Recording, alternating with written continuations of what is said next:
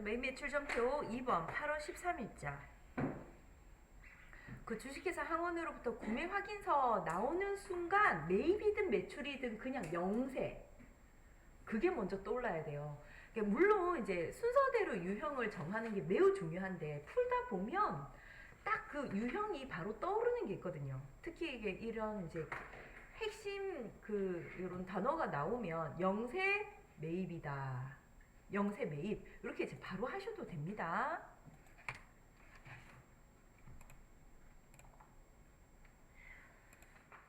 따라서 매입 매출점표 입력 들어오셔서 얘는 바로 입력할 거예요. 8월 13일, 8엔터, 13엔터.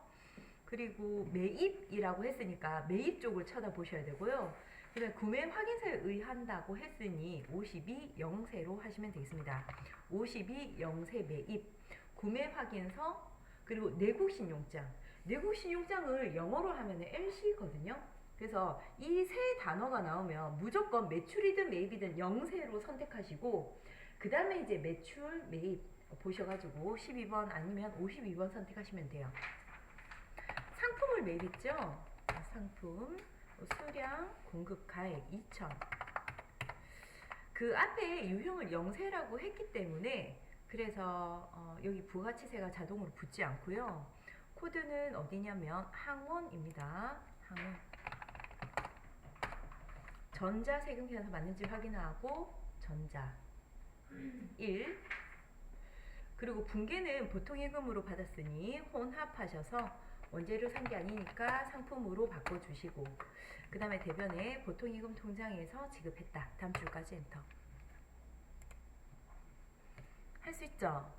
어렵지 않았습니다. 자, 9월 11일로 넘어갑니다. 9월 11일. 그래서 일반 점표 입력이 분계가 조금 어렵고요. 근데 매입 매출 점표는 유형만 잘 결정하면 분계는 어렵지 않아요. 할 수 있고. 9월 11일. 다음과 같은 전자세금계산서를 발급받고 영수증을 발급받는 자는 누구냐면 매입자. 매입자가 영수증을 받아요. 대금 중 10%는 현금으로 지급하고 이제 잔액은 다음 달에 지급하기로 했다. 뭘 샀냐면 원재료를 샀고 뭐 어쩌고 저쩌고 되어 있고, 유형을 결정하자면 일단 뭐 매입이고요. 원재료를 매입했고, 원재료 샀다. 공급받는 자다. 다음 전자. 그래서 영수증을 발급받는 자는 매입자다. 매입. 그리고 세금 계산서 2. 세 번째는 이제 세율이 붙죠. 그러면 얘가 뭐냐면 51번 매입이란 말이에요. 맞아요? 51번 과세 매입인데 51번 과세 매입을 항상 조심하라고 그랬어요. 그래서 불공제 사유가 있는지 없는지 확인하셔요. 없죠? 사비, 전면, 토 없단 말이에요. 그래서 51번 과세 매입을 사용할 수 있어요. 따라서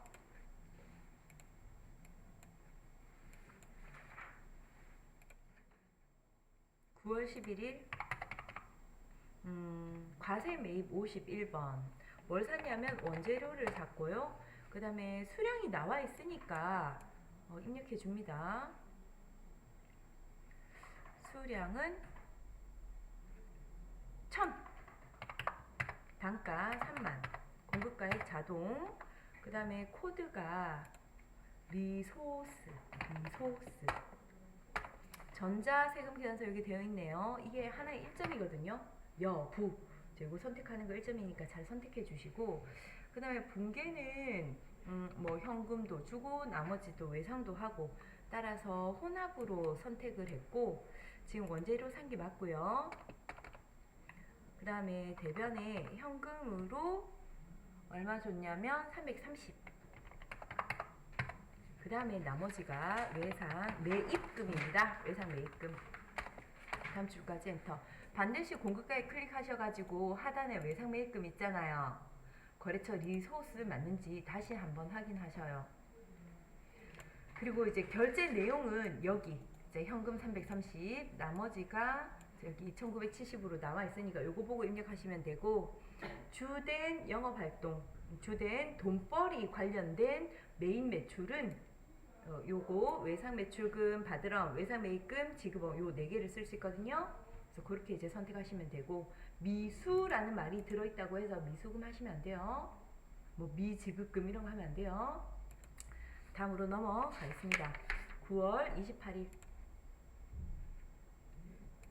당사가 사용하던 아래와 같은 프린터를 신용복에게 중고로 판매 1, 매출 1. 그리고 세금 계산서 아니고 카드, 영수증은 카드. 세 번째 부가치세가 있어요. 그러면 과 매출, 과 매출 17번. 따라서 9월 28일 매출하고 있어요. 매출 쪽 보셔야 돼. 매출. 그리고 과. 영수증이 부가가치세가 있어서 과세한다. 과 매출. 그러면 이제 유형은 카가 매출 17번이고, 품목은 프린터. 당사가 사용하던 아래와 같은 프린터를 이렇게 팔았고, 중고로 팔았고, 수량은 하나, 단가 뭐 어쩌고. 그 다음에 사용하던 프린터를 팔았단 말이에요. 이때 공급 가액은 뭘까? 공급 가액은 여러분 있잖아요.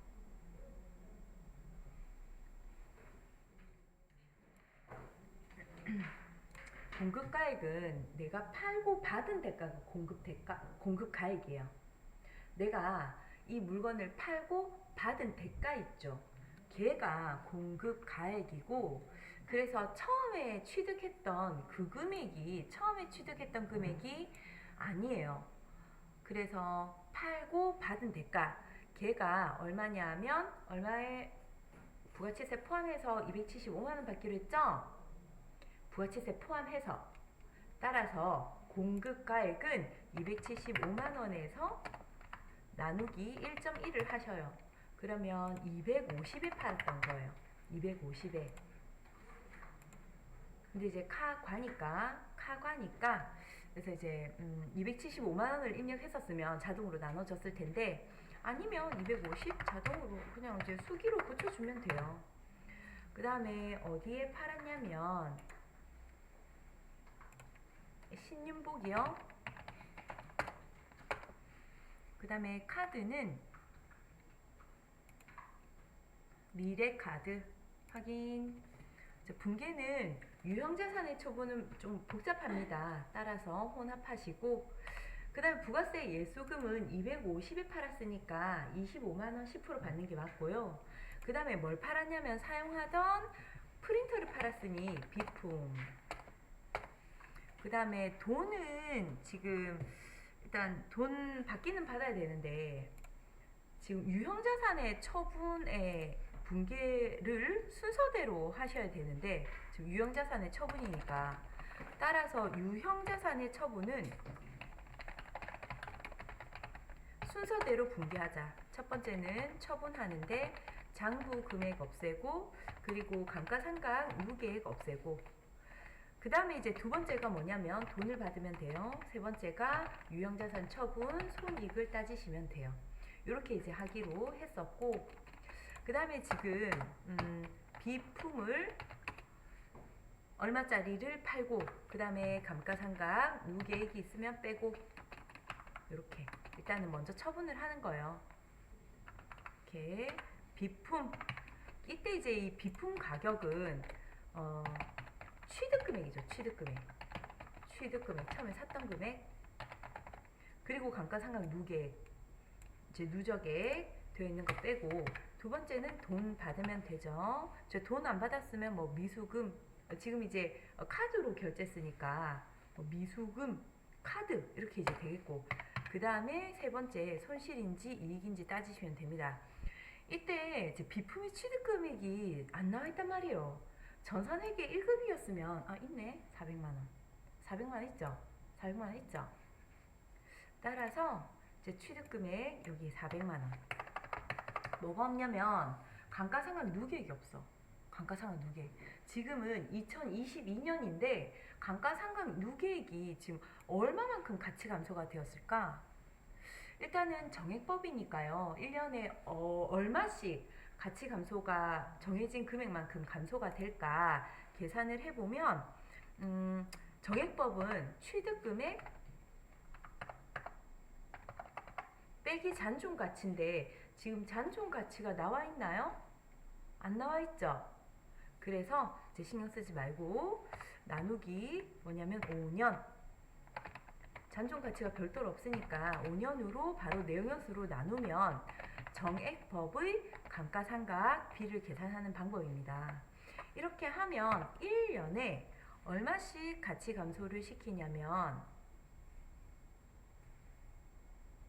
80만원 맞나요?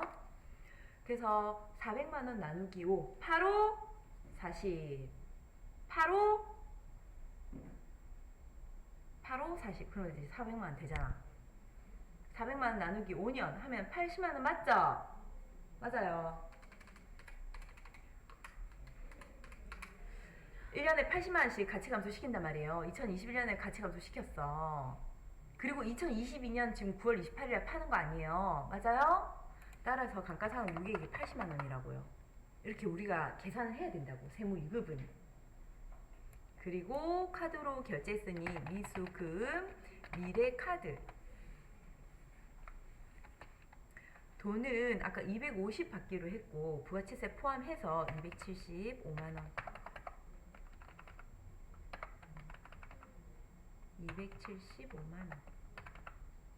이때 그 250에서 25만원을 더 많이 받은 것은 부가세 예수금 25만원이 되겠고, 그 다음에 이제 나머지가 유형자산 처분 손실입니다. 유형자산 처분 손실 금액이 얼마냐면 70.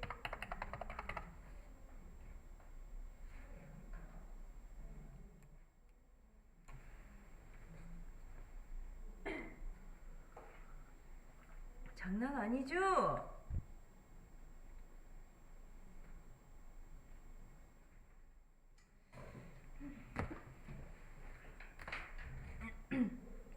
근데 못할 것도 없어. 천천히 하면 되죠 뭐. 그 문제 사이즈가 크니까 뭐 이렇게 이제 되는 거지. 90분이 그냥 90분이겠어요? 문제 그 숫자도 줄었는데 일반 전표 입력이나 매입 매출 전표나. 그러니까 보통이 아니야 세무이급이 진짜. 이렇게 이제 분개해야 됩니다. 그래서 집에 가서 한 번 더 풀어보고 그 다음에 연습 좀 하고 익숙해지면 또 괜찮아. 아주 어려운 건 아니고 뭐 고려해야 될 게 많은 거지 뭐. 내 생각에는 그런 것 같아요. 따라서 지금 비품이 장부 금액이 나가야 돼요. 장부 금액이 장부 금액이 아니고 취득 금액.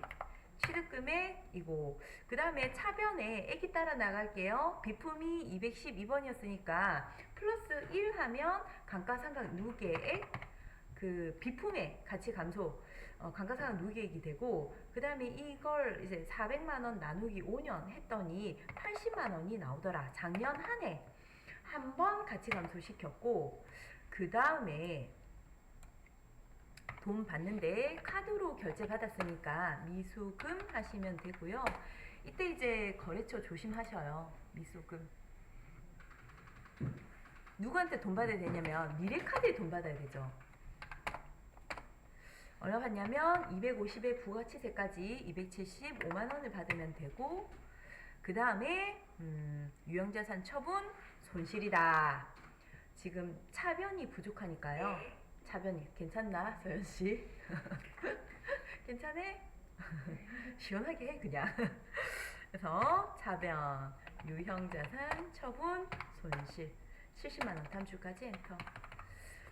공급가에 클릭하셔가지고 비품 팔고 감가상각 누계 없어지고 그 다음에 돈 받는데 부가가치세까지 받고 부가치세 받은 것은 대변의 부가세 예수금이라 하고 그 다음에 나머지 유형자산 처분 손실이라고 인식하면 돼요. 엄청 어렵죠? 분계 몇 줄이고 하나 둘 셋 넷 다섯 줄이다. 다섯 줄. 하나 둘 셋 넷 다섯 줄. 그리고 이 미수금은 신윤복이 자동으로 거래처로 들어갔었는데 미래카드로 바꿔주시고요. 그러니까 내 생각에는 이 정도 공부했었으면 한 2달 공부하잖아요. 그러면 그 실력 차이는 좀 비등비등하고 내 생각에는 누가 실수하지 않느냐. 실수 안 한 사람이 합격하는 것 같아. 그 사실 이제 저녁에 울산 여상 학생들도 수업을 하는데요. 정말 공부 잘하는 애가 있었다니까. 저번에 내가 이야기했죠. 그래서 걔가 가채점 했을 때 96점인가 막 그랬었어요. 그랬는데 뭐 결국 이제 뚜껑을 열어보니까 52점으로 불합격했다는 거야. 그거 왜 그러냐 그랬더니 이제 답안 저장을 잘못했다든지 이론 답안을 저장 안 했다든지 USB 답안 저장을 안 했다든지 뭐 이런 식의 이렇게 실수를 한 것 같으면서 이제 불합격한 것 같아.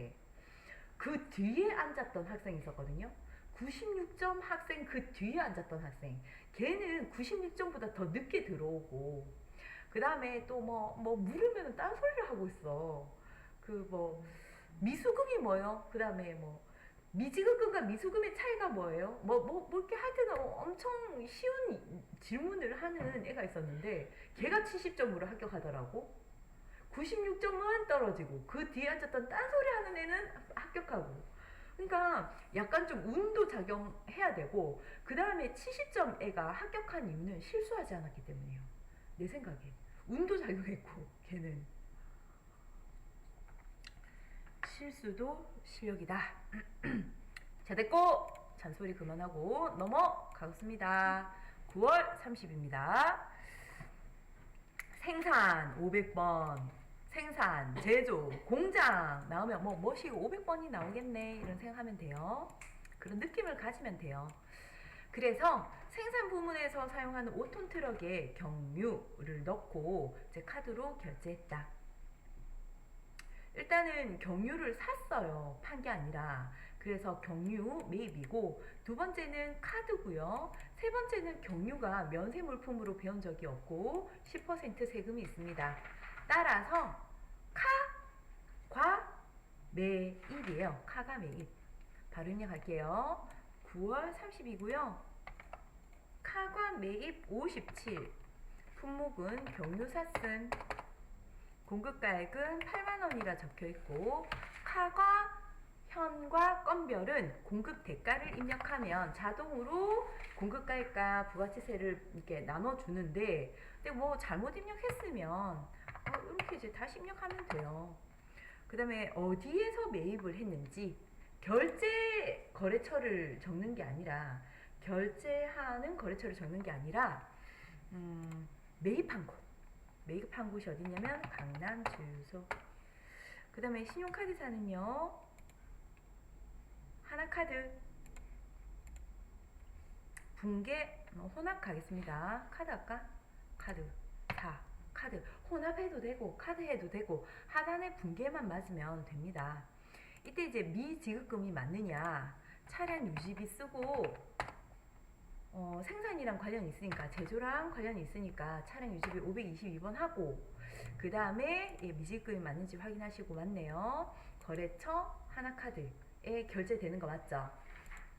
엔터 치시고 반드시 공급가액 한 번 더 클릭하셔서 차량 유지비 500 그리고 카드 결제 돈 안 줬으니까 253 미지급금에 거래처 잘 입력되어 있는지까지 확인하셔요. 됐나요? 잘했습니다.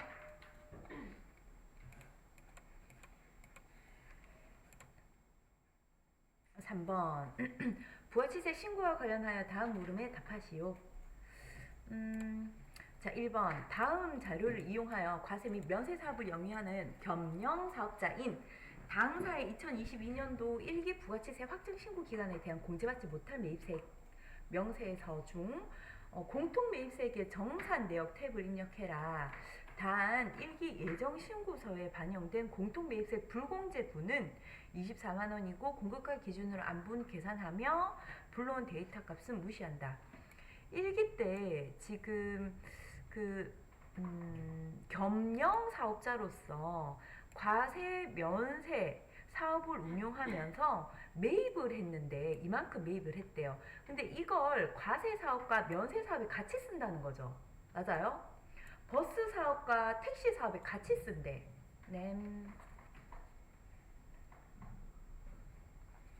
이때 이 매입세액 60만 원이요.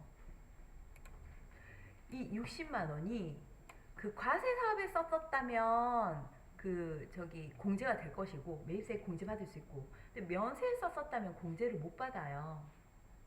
그렇고 그다음에 이제 이기 확정도 마찬가지예요.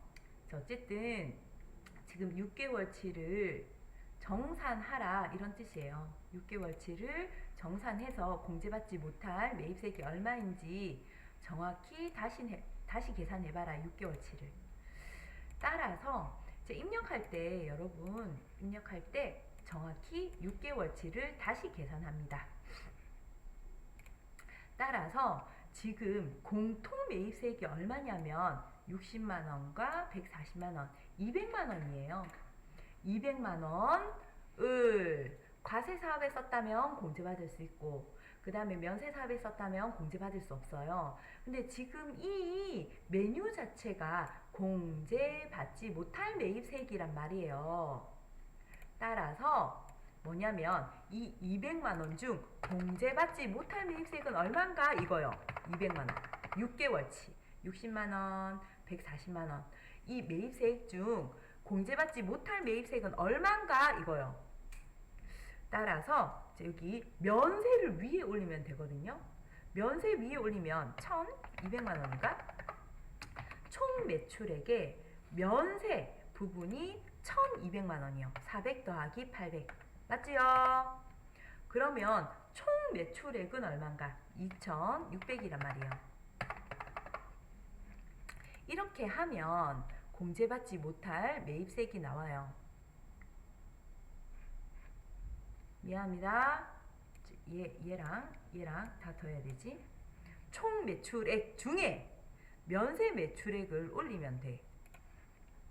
근데 얘가 2800 더하기 1000 그러면 3800이요. 3800 2800 더하기 1000 더하면 3800이요.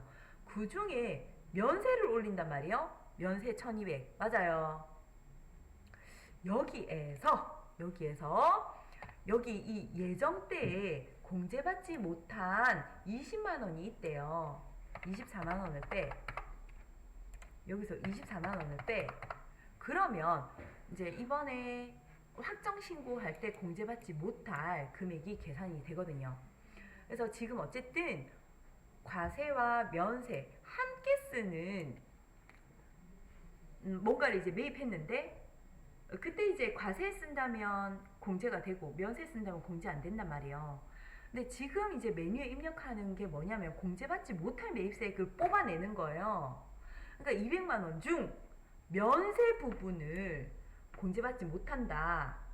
3800만원 과세와 면세 매출 중 따라서 입력하겠습니다. 부가가치 탭으로 오시고요. 부가가치 탭 그리고 공제받지 못할 매입세액 명세서예요. 공제받지 못할 매입 명세서 언제냐면 일기 확정이니까 4월에서 6월이고, 그 다음에 공통 매입세액 안분 계산은 예정 때예요. 예정 때. 그리고 정확히 다시 계산은 확정 때 하고. 이때 이제 공급가액 기준을 벗어난 문제는 한 번도 없었어요. 매입가액 기준, 예정 공급가액 기준, 총 도축 두수 이거 나온 적이 없어요. 참고하셔요. 그래서 당해 과세기간에 공급가액 기준이 항상 나왔으니까 참고하시고, 불러오시겠습니까? 전표 데이터를 불러오시겠습니까? 아니요. 9분 엔터 치시고 넘어가시고, 그 다음에 과세와 면세 같이 쓴다고 매입한 세액은 200이에요.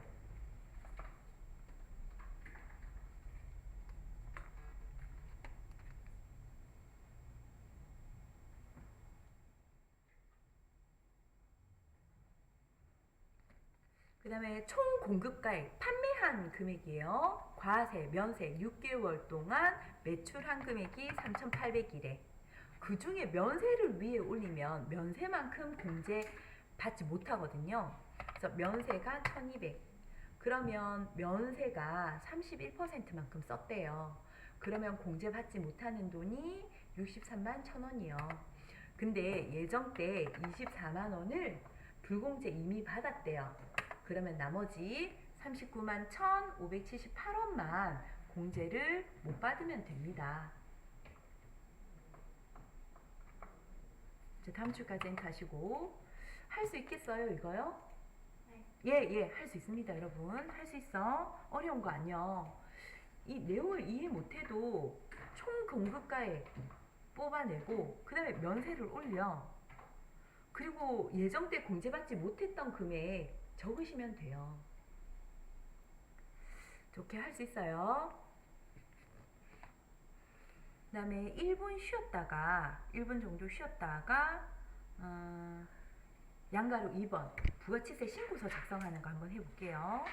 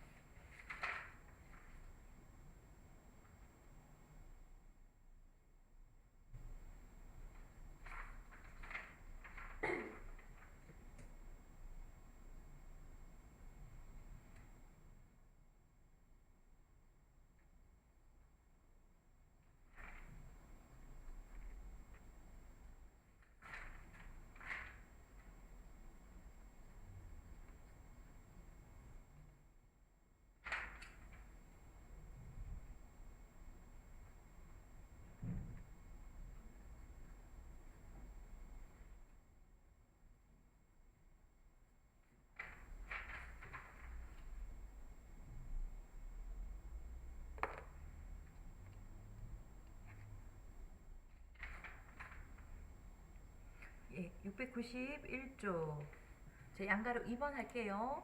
자, 다음 자료만을 이용하여 2022년 제2기 확정 10월에서 12월에 부가치세 신고서를 작성하시오. 다음 부가치세 신고서 이외의 부속 서류와 과세표준 명세의 작성은 생략하며 불러오는 데이터 값은 무시하고 직접 입력할 것. 매출 자료 부가치세 신고서를 메인 매출 전표에서 이렇게 반영받는 것이 아니라 직접 입력해봐라. 매출 자료. 그리고 이제 기타 자료가 있는데 이해 예정 신고 시 미환급 세액이 300만 원이 있다. 별도로 입력을 해주시면 되고요.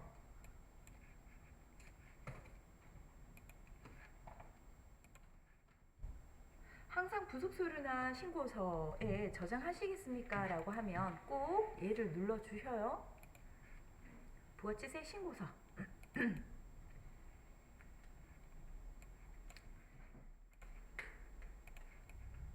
매출 자료.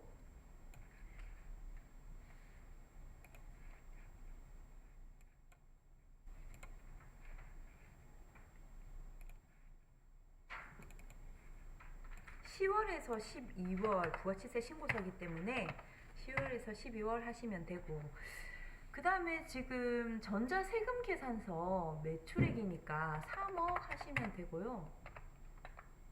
3억. 그다음에 이 중 지금 지연발급분 공급가액 2천만 원, 부가가치세 200만 원이 포함되어 있는데 얘가 지금 매출할 때 공급 시기에 영수증을 제때 발행을 해야 되거든요. 그런데 지금 세금 계산서를 지연 발급했대요. 그래서 지연 발급했으면 거기에 대해서 맞으면 돼요. 세금으로 공급가액의 1% 맞을 건데 얘는 바로 가산세를 한번 입력할게요. 가산세. 그래서 가산세액 26번 갑니다. 26번. 26번 가셔서 지연 발급. 내가 까먹을까봐. 여러분 시험장 가셔서도 이거 까먹을까봐 혹시 생각나는 가산세 있으면 바로 그냥 입력하셔요. 2천 입력하면 됩니다. 그래서 이제 매출을 할 때 반드시 적격 증빙을 줘야 하는데 또는 뭐 그 일반인이시면 비사업자면 안 줘도 되긴 하지. 근데 이제 지연 발급을 했대. 어쨌든 안 주면 안 줬지. 지연 발급을 하긴 했대.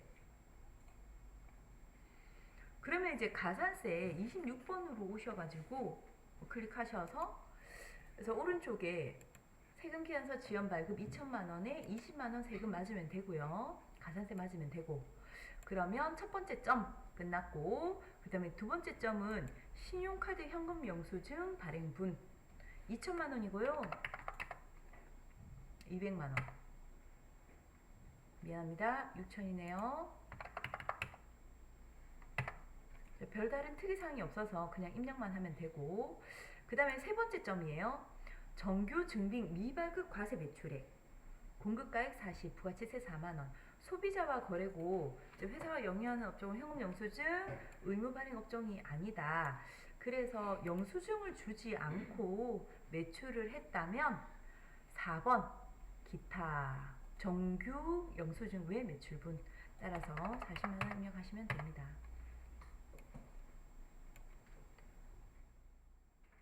그 다음에 이제 국내 영세율 매출액 영세율이네요. 그때 이제 세금 계산서 발급을 했다고 여기 나와 있으니까 5번에다가 5천 하시면 되고 해외 직수출은 세금 계산서 발행 안 하죠? 주어진 자료 해당 칸에 잘 입력하시면 돼요. 지금 어려움은 없어요. 입력하는데 뭐 좀 사이즈가 커 보이기는 한데 실제로 입력을 해보면 별로 어렵지 않아. 그 다음에 2021년 제2기 확정신고 시 대손세 공제를 받았던 외상매출금 2,200만원 중 50%를 회수했는데 이때 지금 부가가치세 신고란 말이에요. 부가가치세 신고니까 부가세 관련된 것만 해야 돼요.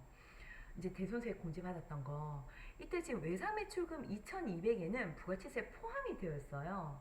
따라서 2,200만원에 나누기 1.1을 해야 여기가 지금 부가가치세라고요. 외상매출금은 2,200이겠죠. 근데 이 안에 부가치세가 포함되어 있대. 그러면 나누기 1.1을 하면 부가가치세가 나온단 말이에요. 200만원 부가가치세. 이 중 50%를 회수했대요. 50%. 원래는 부가가치세 대손됐거든요. 국가가 부가가치세 내라 해서 내 호주머니에서 부가가치세를 냈어요. 그런데 이제 떼었으니까 그거 돌려주세요 하면은 부가가치세 돌려주세요 하면은 마이너스 100만 원이에요. 나 물건값도 떼이고요. 부가가치세도 떼었거든요. 근데 부가가치세는 국가에서 뜯어서 내라 해가지고 시켜가지고 내가 국가에 낸 거잖아요. 그래서 상대방이 사망했거나 아니면 파산했거나 부도 발생일로부터 6개월이 지냈거나 그러면 대손세액 공제를 신청할 수 있잖아요. 그쵸? 확정 신고 기간에. 그래서 대손세액 떼였던 걸 돌려받으면 마이너스라고요. 근데 지금은 돌려받았는데 외상매출금 일부를 다시 거래처로부터 받았어. 다시 내야 되죠. 그러면 맞아요?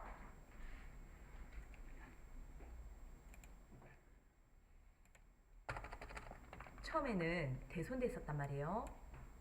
대손 발생. 대손 발생이 되어가지고 그래서 돈 못 받겠다. 외상 매출금, 외상 매출금 이렇게 이제 2,200. 이때 이제 뭐라고 하냐, 대손 상각비 뭐 있으면 하면 돼요. 대손 상각비 있으면 2,000. 아이 얼마로 그럴까? 200.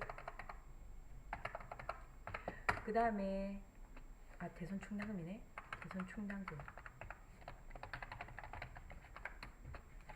대손 상각비 2,000. 이렇게 이제 회계 처리한단 말이에요. 자, 이때 회계 처리했었는데 대손 회수를 했다. 그러면 현금이 2,200 그리고 대손 충당금이라고 하지요. 맞아요. 이거는 이제 회계 처리였었고, 우리 전산회계 1급 할 때 회계 처리했었고, 대손 발생. 그러면서 부가세 신고서에는 8번 대손세액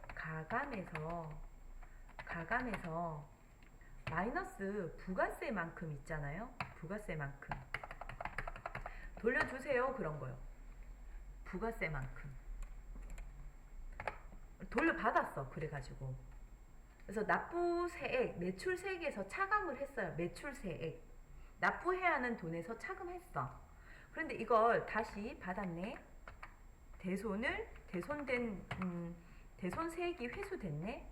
부가세 신고서에는 그러면 8번 대손세액 가감 란에 플러스 200을 하시면 이제 국가에 다시 내는 거지. 돌려받은 거. 근데 지금은 이 200만 원에 10%라고 했으니까 그래서 돌려받았잖아요. 지금 그쵸? 그래서 100이라고요. 100 플러스 100이라고요. 파산, 사망, 부도 발생일로부터 6개월이 넘어서 대손세액 공제를 받으려면 마이너스 100. 그런데 그걸 다시 돌려받았어. 국가에 다시 내야 되잖아요. 그럼 플러스 100 이렇게 하면 된다니까. 약간 헷갈립니다. 그렇다고 이거 뭐 못한다고 해가지고 뭐 불합격 될 정도가 아니에요. 뭐 이거 지금 7점인데 부분 점수란 말이에요. 뭐 이제 감점 돼봤자 뭐 2점 정도 될 텐데 어쨌든 크게 어려운 거 아니니까 내용만 이해하면 플러스 100 할 수 있어요. 보통은 마이너스 100이 나와. 보통은 마이너스 100이 나오는데 떼었던 거 다시 돌려받았으면 플러스 100을 하시면 돼요. 됐나요? 이렇게 넘어갑니다. 자, 매입자로 넘어갈게요. 전자세금 계산서, 과세 일반 매입액, 공급가액 3억, 부가치세 3천. 근데 제 상기 금액 중 공급가액 2천, 부가치세 200만 원은 사업과 직접 관련 없는 지출에 대하여 전자세금 계산서를 발급받은 것이다. 사업과 관련이 없대. 사, 비, 전면, 토 중에 사래, 사. 그래서 매입이고 세금 계산서가 있고 그 다음에 세금 계산서 영수증, 부가치세가 있단 말이에요. 그럼 51번이란 말이에요. 51번 조심하시라고요. 사비 전면토 불공제 사유에 해당되는지. 사비 전면토에 해당되기 때문에 따라서 일단은 51번이니까 10번에 일단 넣어. 10번에 일단은 넣어. 10번에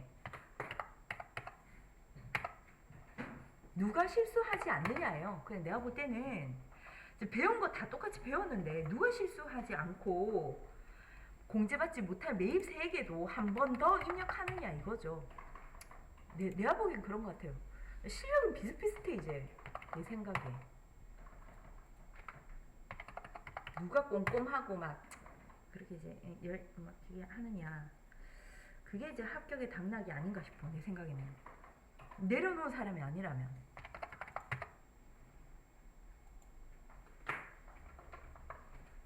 2천이네. 2천. 3억이 아니고 2천. 공제받지 못할 3억 매입 중 3억 매입 중 2천이 지금 직접 사업과 관련이 없다고 그랬으니까 2천에 200.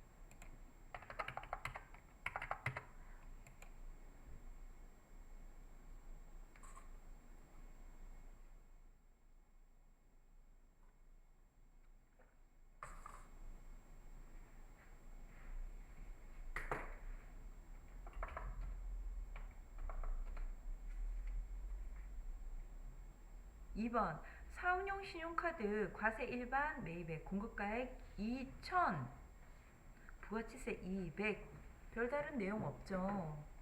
그 밖의 공제 매입세액 오셔가지고 41번으로 오세요. 2,200 그러면 그 밖에 공제 매입세액이 반영이 되거든요.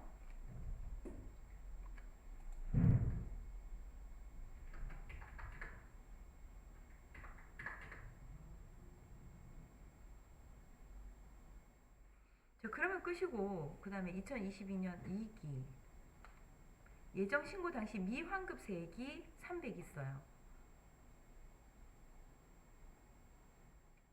21번에 300 입력을 해주시면 됩니다. 이 문제에서는 신고 불성실이나 납부 불성실, 영세율 과세 표준, 신고 불성실 가산세 뭐 이런 게 없었어. 그래서 좀 뭐 아주 어려운 편은 아니었던 것 같고 그냥 이제 거래를 조금 꼼꼼히 보면서 입력하면 되는 거고요. 692쪽, 692쪽 이제 결산 남았는데요. 문제가 쉽네. 결산은 얘는 내일 할게요. 네, 지금 했던 거 정리하시고 앞에 일반 전표 입력과 매입 매출 전표 정리하실 거 있으면 정리하시고 그 다음에 결산부터 내일 풀이하도록 하겠습니다. 진도는 오늘 여기까지 나갈게요.